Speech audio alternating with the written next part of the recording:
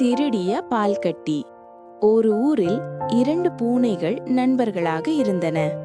ஒரு நாள் அவை ஒரு பலகார கடையில் நுழைந்து அங்கிருந்த ஒரு பெரிய பால்கட்டியை திருடிக் கொண்டு தப்பித்து ஓடின. பாதுகாப்பான ஒரு இடத்திற்கு வந்த பிறகு அந்த பால்கட்டியை பிரித்து சாப்பிடத் தொடங்கின. பூனைகளின் சண்டை. பால்கட்டியை பிரிக்கும்போது பிரச்சனை ஆரம்பமானது. முதல் பூனை சொன்னது, நான் தான் முதலில் பார்த்தேன், எனக்குத்தான் பெரிய பங்கு வேண்டும். இரண்டாவது பூனை சொன்னது, நான் தான் அதை கவ்விக் கொண்டு வந்தேன், அதனால் எனக்குத்தான் அதிகம் வேண்டும்.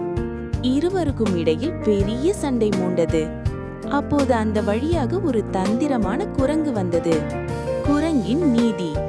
சண்டையை பார்த்த குரங்கு, ஏன் சண்டையிடுகிறீர்கள், நான் உங்களுக்கு சமமாக பிரித்து தருகிறேன் என்று ஒரு தராசை எடுத்து வந்தது. குரங்கு பால்கட்டியை 2ஆக உடைத்து தராசில் வைத்தது. ஒரு பக்கம் எடை அதிகமாக இருந்தது. உடனே குரங்கு, அடடா, இந்த பக்கம் அதிகமாக இருக்கிறதே என்று சொல்லி அந்த பக்கத்தில் இருந்து ஒரு பெரிய துண்டை கடித்து தின்றது. இப்போது அடுத்த பக்கம் எடை அதிகமானது. உடனே அந்த பக்கத்திலிருந்தும் ஒரு பகுதியை தின்றது.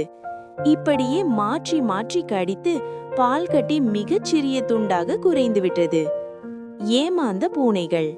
பூனைகள் நிலைமையை உணர்ந்து, பரவாயில்லை குரங்கண்ணே, மீதி இருப்பதை எங்களிடமே கொடுத்து விடுங்கள், நாங்கள் பிரித்துக் கொள்கிறோம் என்றன.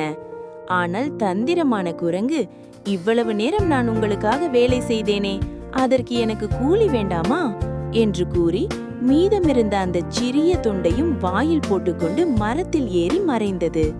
2 பூனைகளும் ஏமாற்றத்துடன் ஒருவரை ஒருவர் பார்த்து கொண்டன. நீதி. நாமே பேசி தீர்க்க வேண்டிய சிறிய சண்டையை 3வது நபரிடம் கொண்டு சென்றால் லாபம் அந்த 3வது நபர்